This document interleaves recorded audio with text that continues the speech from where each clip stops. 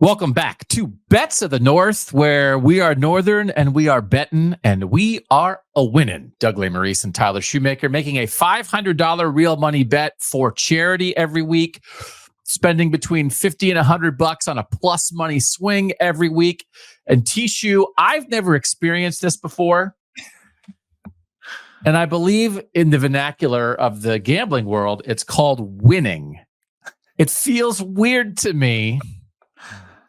It doesn't feel weird to you, but we're 2-0 in our big money bets. We also hit our plus money swing last week.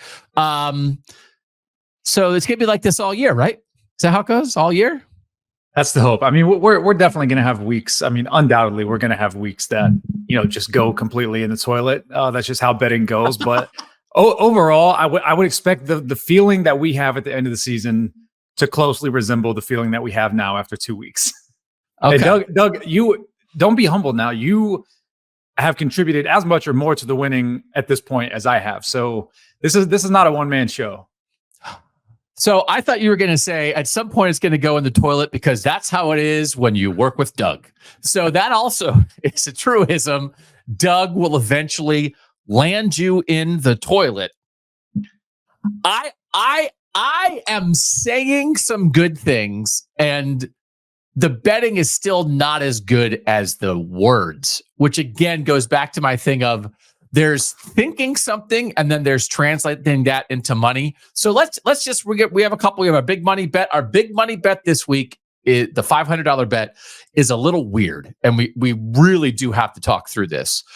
Our plus money swing, it's a smorgasbord. We divided it up into 3 different bets. It's also a little bit weird. But let's talk about where we are right now. We are ahead. We started with a $5,000 bankroll for charity. We now have $6,070.69. That's because last week we hit our $500 bet at plus 105 on the Ohio State team total over of 47.5. So we won $1,025 on that. And then we had a $100 parlay, money line parlay on Tennessee, Texas, Kansas State, and Nebraska. We hit that to win $310.91 on our $100 bet. We got a little lucky on Kansas State, T-Shoe. They maybe should have lost, and Tulane had a tying touchdown in the final minute wiped out by a iffy penalty. But you take it, right? Vegas doesn't take your money back just because of an iffy penalty call, do they? Nope, you take it because they certainly don't give you money when you get screwed by those calls. So we will absolutely take it unapologetically. We really felt good about the Ohio State bet, and we hit it pretty comfortably. Like watching that game, the 47.5. I know some of the viewers and listeners rode with us. It will not always be that easy. I think there's a chance that is the bet we will feel the best about all year based on vibes, knowledge of team, math, like everything lined up where it just felt like that number was too low in Ohio State. Yeah, I mean, and that was one of those where like Will Howard kind of underthrows Jeremiah Smith on one. That could have been I mean, that number could have been even higher. Yeah. Like they could have really poured it on. They missed a couple opportunities. I thought they had a Quinshon Judkins 70-yard touchdown run that got called back. So I mean, we were right on with our thinking. Again, the math worked out, but like our thinking, the vibe of the game was 100% on the money because they dominated from start to finish. So we did hit our bets. We're up $1,000. In terms of our other bets, right? Those are the money. That's the money. Actually, let's do this now. That's the money that we're actually betting because we're going to give it to somebody at the end of the year. And we have decided as a company that the group that we're going to give it to is Feeding America. And you can find them at feedingamerica.com. This is a nationwide organization that works with a network of more than 200 food banks. They've fed more than 46 million people.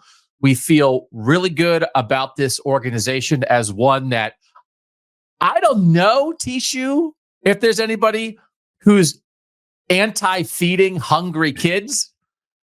But, we're trying to find something that everybody can coalesce around. It's like, I don't know, those kids. I mean, come on. How hungry are they? Yeah. Right? I hope that's not where anybody is, right? We're pro feeding hungry kids.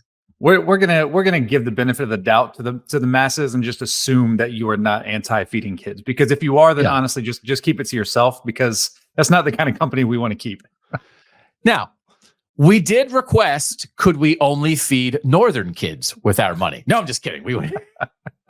Oh, you're a Bama fan? Sorry. No. But we are, when the money that we provide, when they give the food, it's going to be on a little plate. And then after you eat it on the plate, it says the South can cram it. So that'll be, but that's for everybody, because you can be in the South. No, I'm just kidding. So we're happy to do that. And then actually, we're going to give a minimum of $5,000. If our bankroll is above that, we're giving the whole bankroll. And then we're actually going to match that on top of it. So this is another announcement by our company that if we wind up with $7,500, then we'll match that $7,500. And I know there are people who have said, have told us that they're going to donate, right along with us.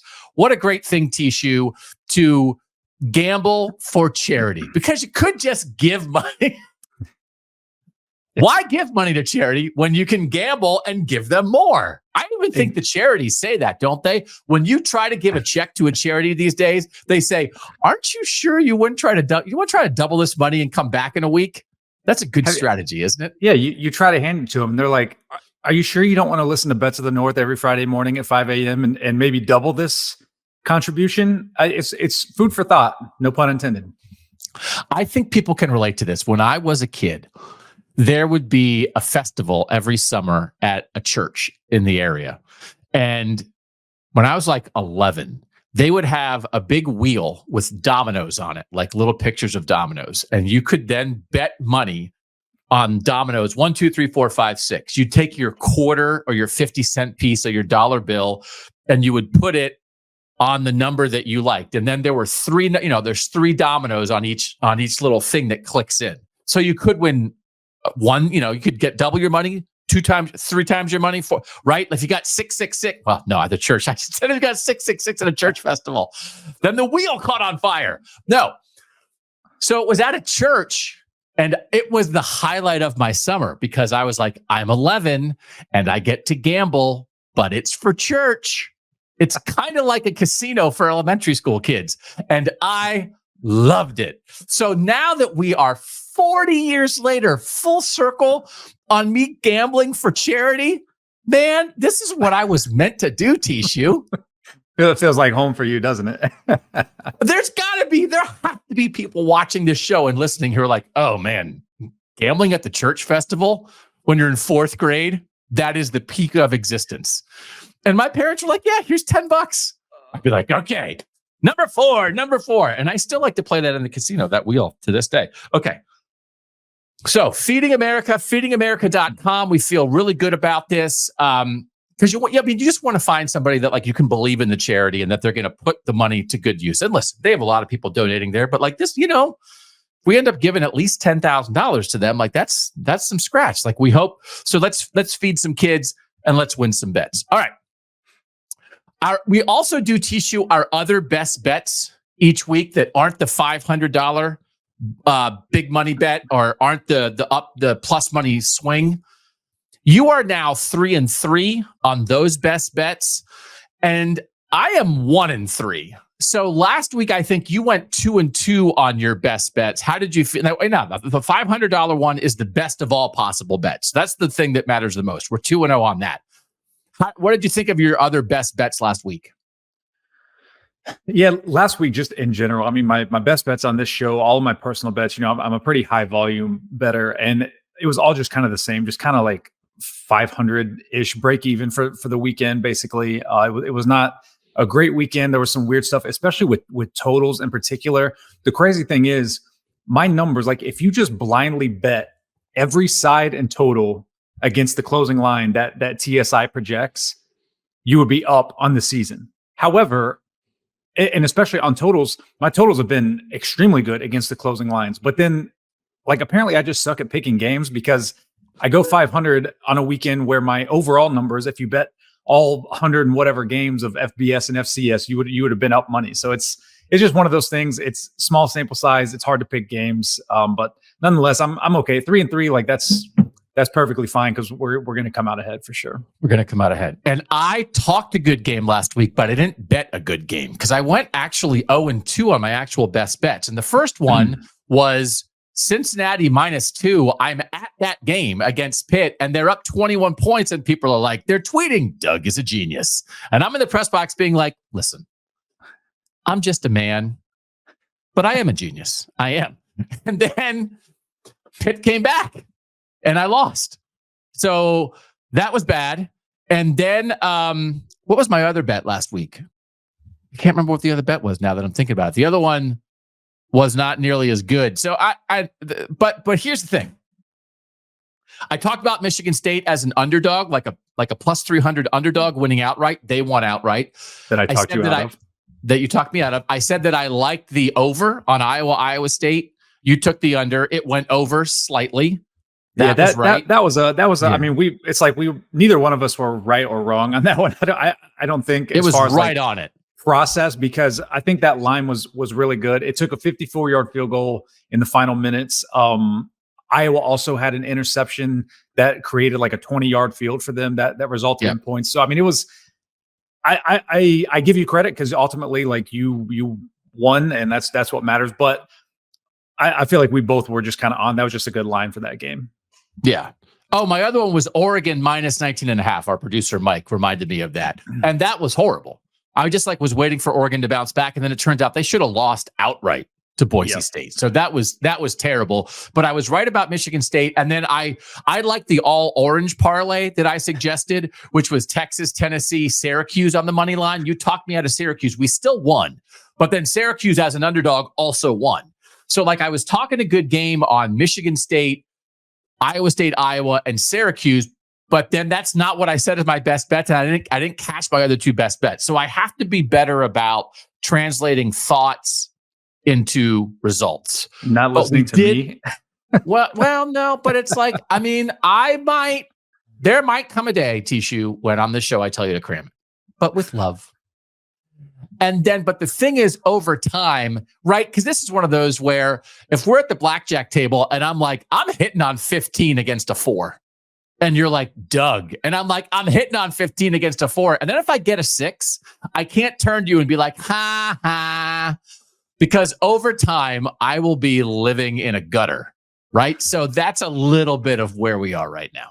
I hit on 15 against a 6, but then so anyway, 50, yeah. Okay, so let's make our bets. Let's start with the $500 real money bet. We'll give the people what they want, Tishu. This is weird. And it's your idea, and I helped, I think, us figure out the execution of this. It is a parlay, but it's an alternate line parlay.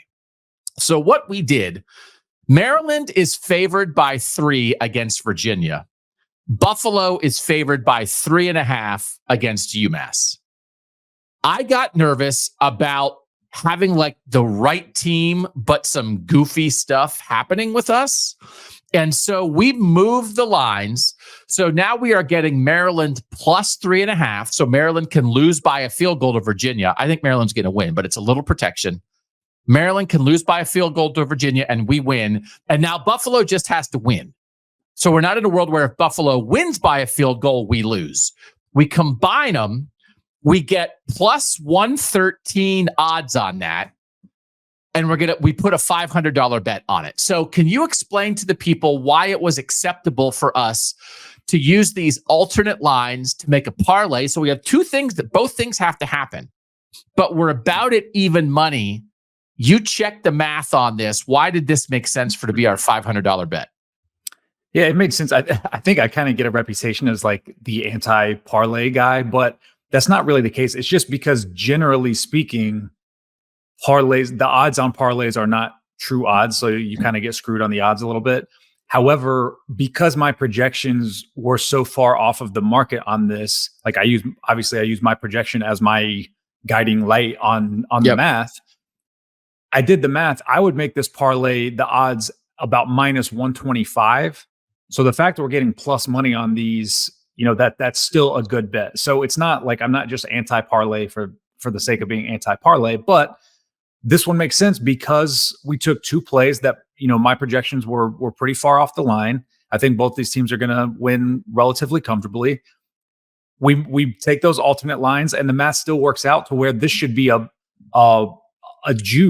minus juiced play, but we're getting it at a plus money play, and so it makes sense. I got like the idea that I want a little protection on this. Now you said the protection's in the math, right? Because what you just explained with what the juice is on the numbers, but that I got nervous about. Okay, we think Buffalo's going to beat UMass. We think Maryland's going to beat Virginia, but let's just not get in a world where we get backdoored. Let's not get in a world where we're right on the thought, but wrong on the bet. It feels like I'm playing a little scared here rather than just saying, hey, you know what? Like the idea that I think Maryland, Michigan State last week is more about Michigan State. Again, like I picked Michigan State to win at Maryland because I thought Michigan State was a little undervalued off week one. Now, if you're looking at Maryland, say, well, they're just coming off a loss to Michigan State. It's like, I think Maryland's better than Virginia. I actually think Maryland's okay. But we could just take Maryland minus the actual line. But I didn't want to do that. Like, I do feel like my suggestion here is betting a little scared, moving to get alternate lines to give us a little breathing room. Is it okay that we did this, or are you doing this through gritted teeth because you do think I'm being a scaredy cat? And if we had just bet Buffalo and Maryland on the actual betting lines, we'd be getting whatever, plus 350 on this. Yeah, I mean, a little bit of both. I think you're being a little scared. But again, like if the math makes sense, again, like that's ultimately what's going to drive my decisions. Because as we were kind of talking through this yesterday, you mentioned that like I want the protection of the number. Well, the protection is baked into the price because, for instance, if I said you can have Buffalo -3 at standard odds -110, or you can have Buffalo -2.5, but you got to pay 4-1, which would you take? You would take the first one, right? Because of the price. It's baked in. Right. It's the implied probability is baked into the price. So that protection is already baked into the odds and baked into my projection when I come up with these prices. So it's just an implied probability is all it comes down to. So yes, I think you're a little scared, but also the math makes sense. So I'm okay with it. And this was, you sent a list of like 10 games that you were said like in contention for your best bets. And you had Buffalo and Maryland on that list. Yep. So we kind of came together here on this. You accepted my scaredness. I accepted your math. And again, before sometimes we meet at the corner of math and cram it. And this week we met on the corner of math and scared. So the result is hopefully, but we still get plus money if we win. Yep. So this is a, as I'm looking, I already made this bet. This is a $500 bet that we will get $1,065.89 if we win. Okay. We then also kind of scared. I didn't want to put $100 on any single plus money swing, so I called it plus money swing smorgasbord. We're making 3 different bets here with our $100, and does this feel scared to you, or were you okay? Were you just like dealing with Doug this week? Were you just like, you and your wife are sitting down at dinner and you're just like, you like let out this big sigh, and your wife's like, "What's wrong?" You have a lot going on in your life right now. You have a very busy, exciting, interesting life, professionally and personally. There could be many things that could make you sigh, Tishu. And you sit down and you go, and your wife says, "Tishu, what's wrong?" And you said, "Just dealing with Doug this week." Is that what it was? Yeah. Although if my wife called me Tishu, I would be immediately concerned. Even when she calls, watching the show? Are you watching the show? She's watching the show. Even when she calls me Tyler, it feels weird. Like I feel like I'm in trouble. So yeah, it's Ty. If she calls me Ty, I know I'm in the clear. But if she says Tyler, I'm like, oh, what? There's trouble brewing. Yeah. Okay. This is our first bet on the smorgasbord. $50. Florida as an underdog to win against Texas A&M. It's only plus 136. So our $50 bet will win $118, but you'd like the Gators, right? I do. And I mean, fine. So I actually make this money line plus 162. I project Texas A&M minus 3.5. But the thing that really puts me onto this is, again, obviously at this point in the season, my preseason numbers are baked pretty heavily into it. But if we just look at how these teams have played on the field, I would project Florida -1.5. So Okay. that's what gives me more comfort than just my official projection. But looking even deeper than that at the other formulas that I look at, one of them projects Florida as a winner. And I tweeted this week, Doug, I don't know if you saw last week, teams, underdogs that at least one of my formulas projected as an outright winner went 9-2. I'm sorry. Ooh. Ended up going 11-4 if you include FBS versus FCS teams. And of those 11 winners, 6 of them won outright. Wow. So I really like this kind of trend with my numbers and kind of digging deep in the weeds of the results of my numbers. So, for the viewers, for the listeners, Florida as a money line underdog here could be an interesting bet, is the bottom line here, right? Yep. So we put a little bit on that. Then we also did a money line parlay. And again, this is me being a little bit scared. Florida with Miami of Ohio against Cincinnati. Now, Cincinnati off the tough loss is on the road at Miami of Ohio. Combined, we got that at +471 for a $25 bet, which will pay $142.78 if it hits. You also like Miami of Ohio, right? I do, actually. All of my formulas project Miami of Ohio as a winner in this game. So I really, really like that one. Okay. And again, so maybe we could have just gone $100 on that, but I didn't, I just was at Cincinnati, T-Shoe. They played so well for 3.5 quarters. I just was there. I didn't want to do that to the Bearcats and be like, $100 on you to get upset. Boom. Because it's not just about money. It's also about the North. You know what I'm saying? It's about the North. But Miami's in the North too.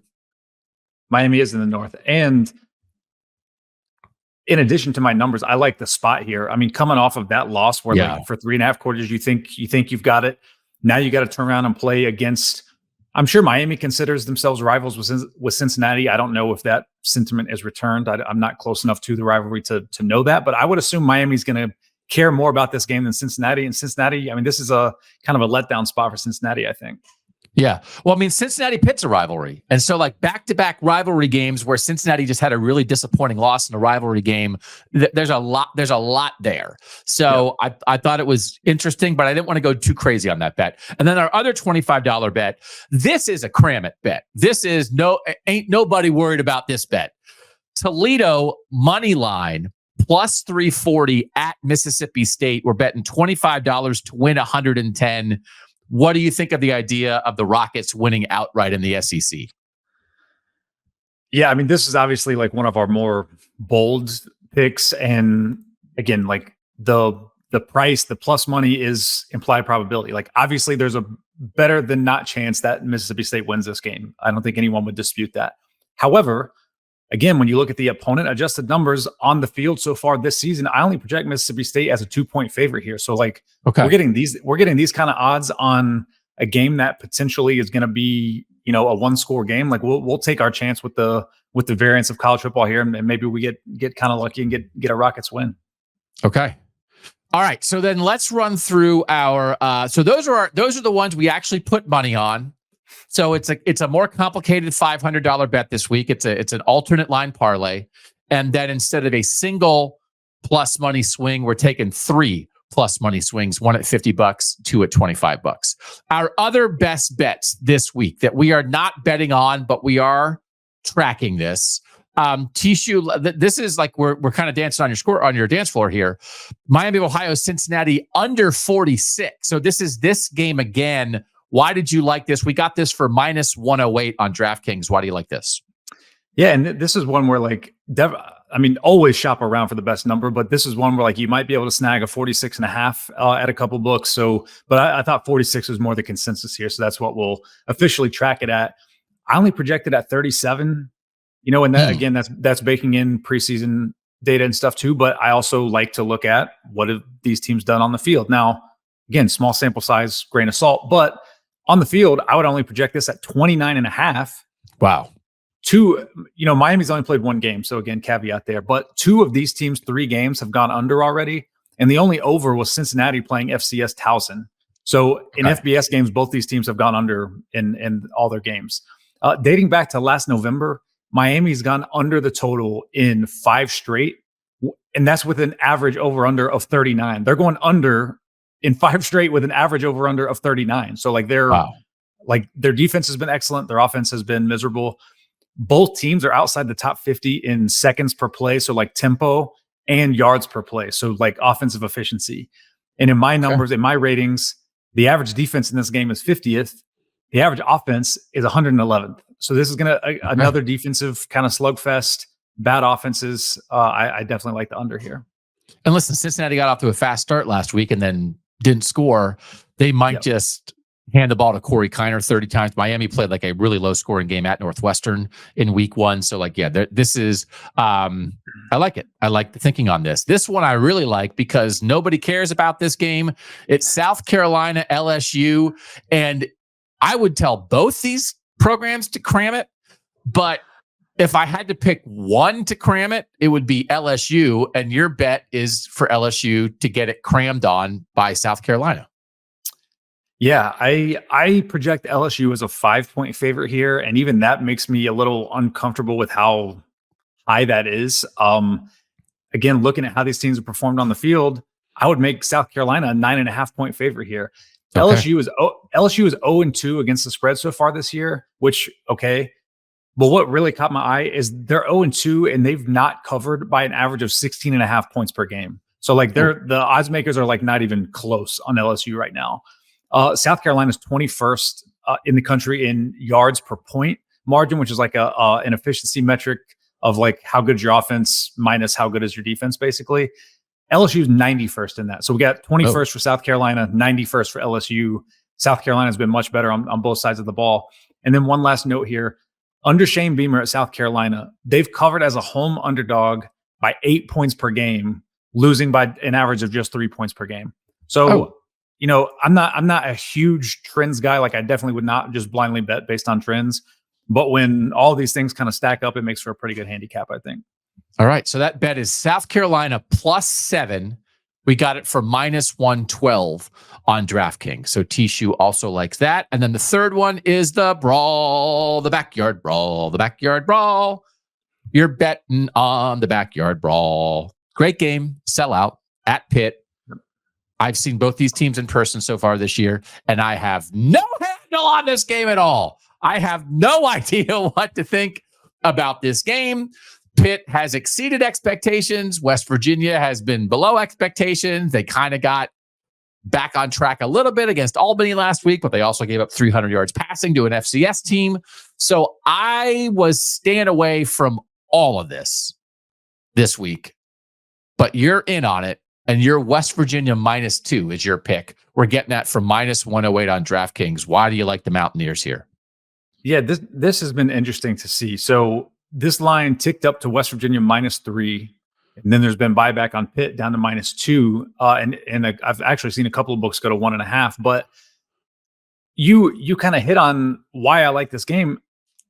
West Virginia has not lived up to their preseason expectation. Pitt has exceeded it.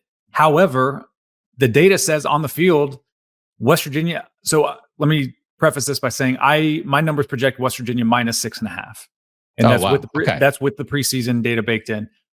But on the field in 2024, I would actually make that West Virginia -8.5. So despite the perception that one team has exceeded their expectation, the other has not lived up to it, my projection is actually higher on West Virginia based on just the 2024 data. So that makes me feel even better about it. I've got the West Virginia offense 28th. The Pitt defense is 80th.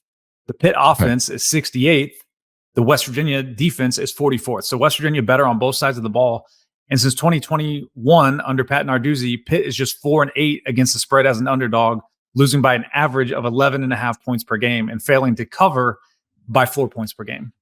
And my last note is just 2 weeks ago, we're talking about West Virginia beating Penn State, who a lot of people consider a playoff team. And now we suddenly, because the market's all in on Pitt on this game. So how did we go from they're going to beat Penn State to they can't beat Pitt by 2? That's a huge overreaction to me. I do think there are potentially some overreactions here. And I don't know what the number was preseason on this game, but I bet it might have been a touchdown or more.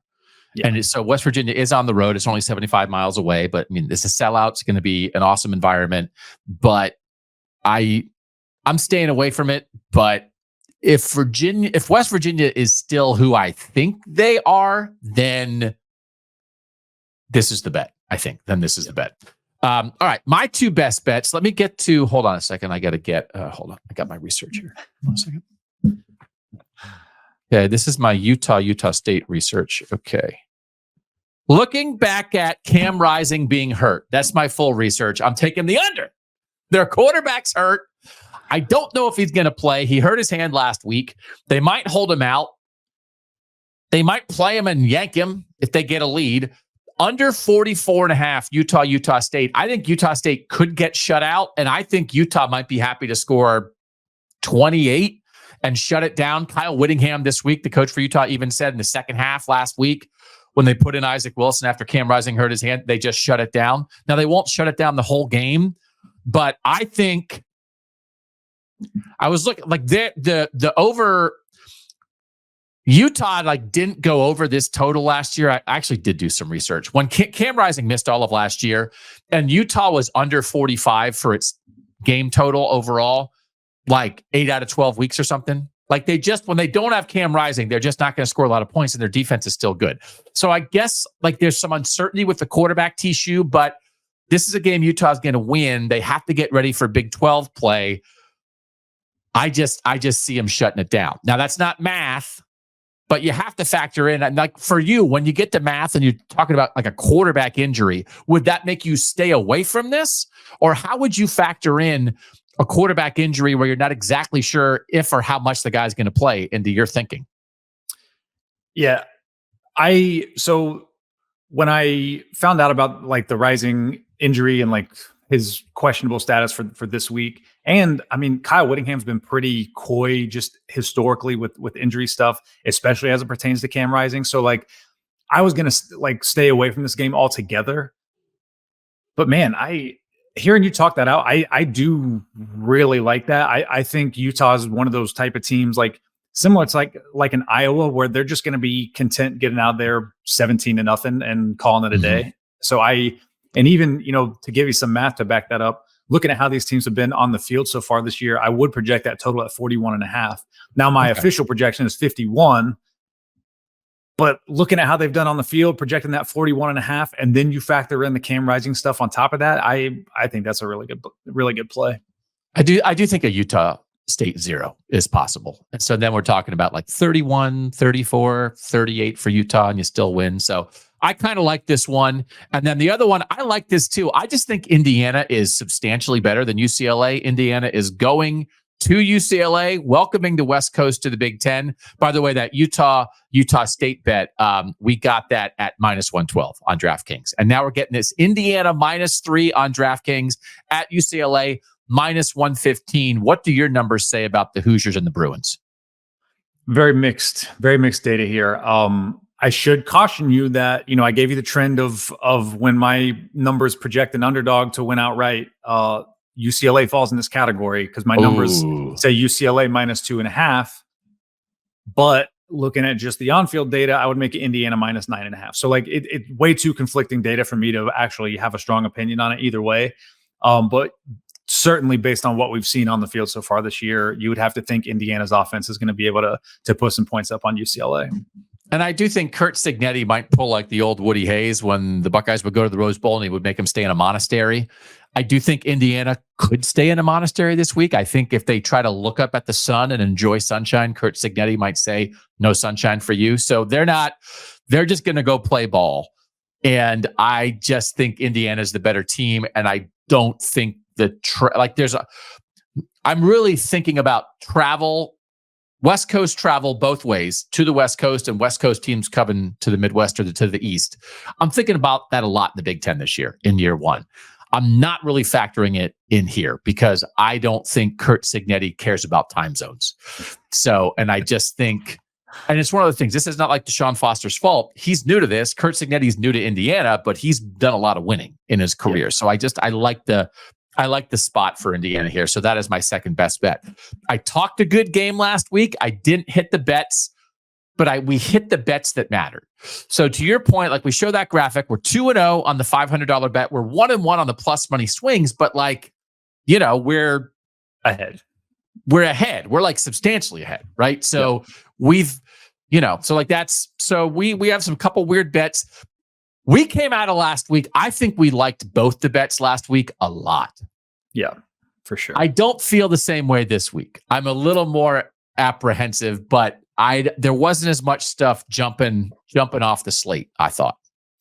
Yeah, certainly. Well, I mean, and you and I are just always going to feel better because we are so much closer to Ohio State, the Ohio State program than any of these other schools. So, that I think inherently just made us feel better. Like we knew the vibe with Ryan Day and that team, and we kind of knew how that was going to go. It's obviously not going to be like that every week. And yeah, to your point, this slate didn't quite have that play or two that just really jumped off the screen at us. But again, the math doesn't care about the vibe, and the math is the math. So the math still strongly supports everything we're doing. So that you can always, even if our vibe, the vibe check isn't quite there, the math is always going to be there when we make these plays. So you can take comfort in that. I want fourth graders at church gambling festivals wearing shirts that say the math doesn't care about the vibe. I love it.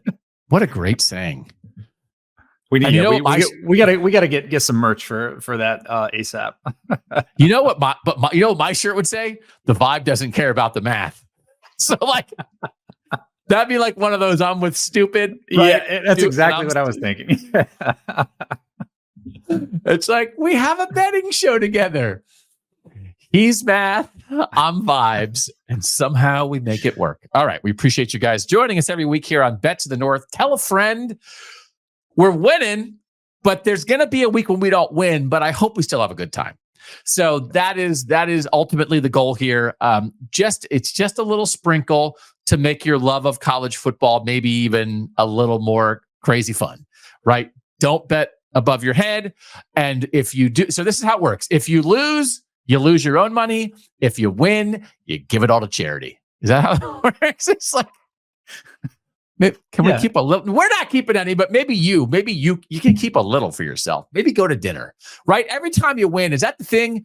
When I've been at the casino with my friends, if somebody wins, you're buying dinner for everybody, right? That's the deal. For sure. Yep. You go to Chili's, everybody gets an app. Maybe not everybody gets an app. Share an app. Everybody gets an entree, maybe a couple desserts, not too many drinks, and then give it to charity. All right.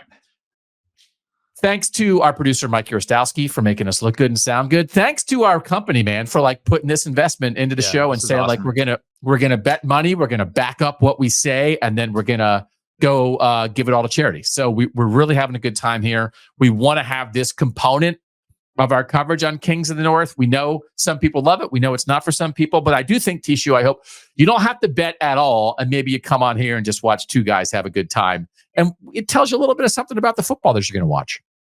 Yeah, for sure. I definitely think there's value. Even if you're someone that is like anti-gambling, like you just don't see the fun in it or whatever, like I still think there's value in hearing the gambling perspective because it helps contextualize how you can expect these games to go, or what the baseline expectation is going into a game. So then when it goes the other way, it's like, man, like what happened? Why did it vary so far from what the expectation was going in? So I definitely think there's value in it regardless. All right. Thanks again to you guys for joining us. If you want to drop a thumb, if you want to subscribe so you don't miss anything here on Kings of the North all week, tell a friend. We certainly appreciate the support. For now, he is Tyler Shoemaker. You can call him T-Shoe, unless you're his wife, then don't call him that. I'm Doug Lesmerises, and that was Bet to the North on Kings of the North.